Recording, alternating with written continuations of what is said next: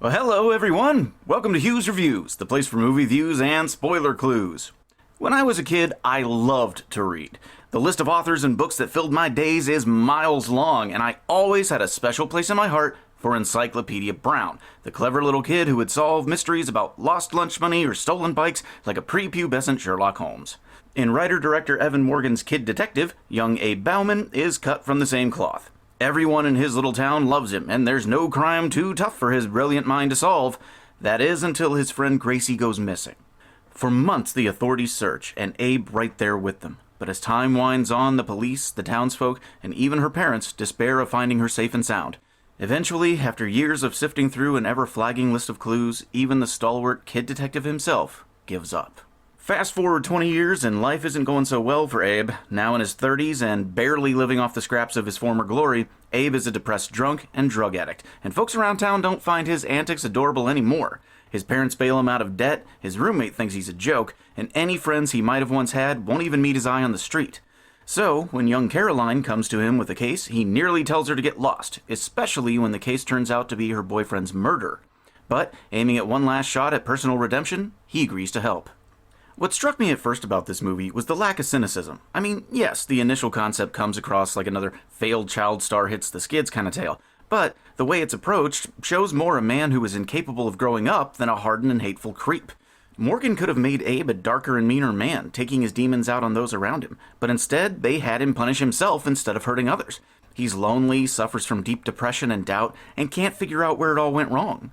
Actions that were slightly charming when he was 12 are rightfully viewed as criminal now that he's an adult, and it never occurs to him to reevaluate the shifting dynamic. He's a man-child who can't face approaching middle age, which is a common occurrence for many people, whether they had a glory day or not. It makes the character seem more real and connectable. Similarly, the character of Caroline, his client turned sidekick, is not quite as expected.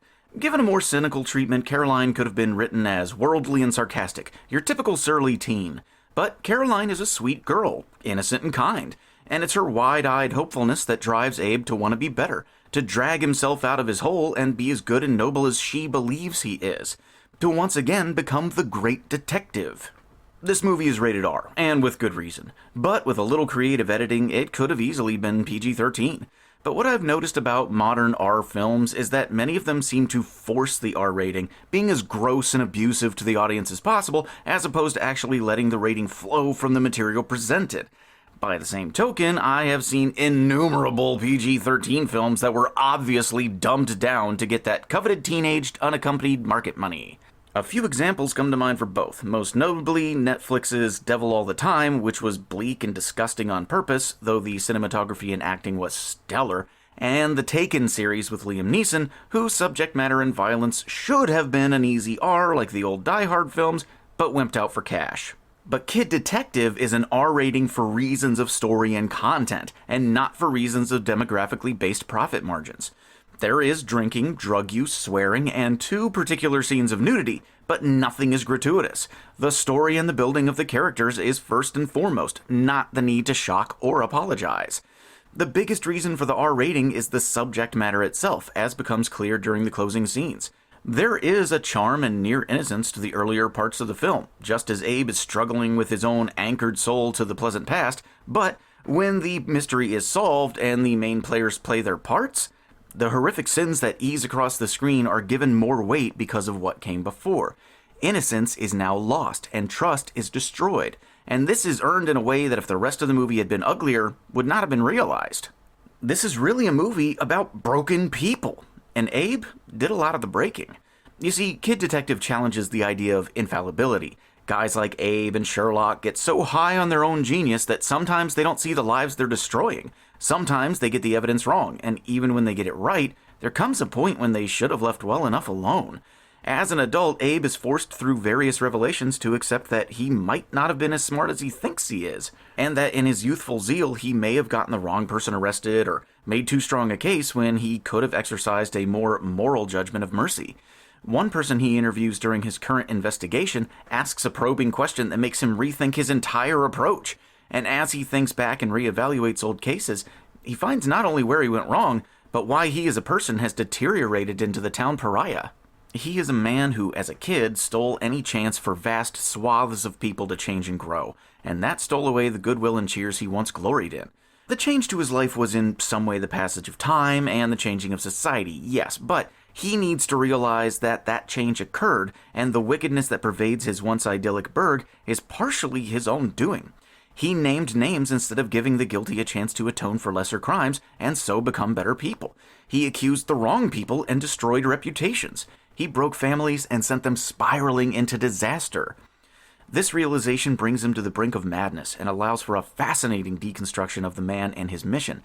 And when he finally does get his man, as the Mounties say, all it does is give him permission, from himself, to break and let the pain and pressure of decades flow. This is now a man that has miles to go before he sleeps and miles to walk as he weeps.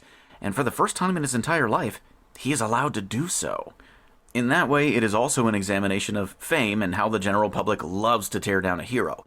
There is an inclination among many today to see someone who excels and tear them down, to glory in their fall from grace at the slightest sin. The Germans, if I'm remembering correctly, call it Schadenfreude.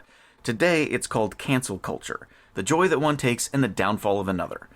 Granted, Abe did write his own check in that regard, but the pressure he placed on himself and the arrogance he traded in led to an end that was inappropriately balanced and affected not only his life, but seemed to guide the history of his hometown. Abe being willing to face his own demons and stop playing at kids' games and deflection finally allows him to achieve his greatest crime-solving glory. But the interesting thing is that while he and the town are cleansed of a multitude of evils, it leaves Abe just as hollow. The future is an enigma, and he, and many others who we have come to know during the film, have a hard road ahead. Whether they will be better or worse for the journey is a mystery only time will solve. The acting by Adam Brody as Abe is pretty good. Not Oscar-level stuff, but he's really believable as a barely functioning depressive wandering through life, unable to feel much but his own internal pain. More surprising was Sophie Nélisse as Caroline, who was able to hold her own with Brody scene for scene. She played disillusioned and serious as well as she did big-eyed innocence. In fact, the number of good child and teen actors in the movie was surprising, including the Kids on the Stoop gang, who pulled off the pretending to be too cool while secretly being small-town dips act wonderfully.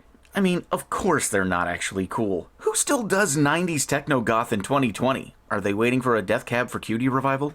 Judging by the fact that I was literally the only person in my theater during the screening, this movie isn't getting a lot of attention. Which is a shame.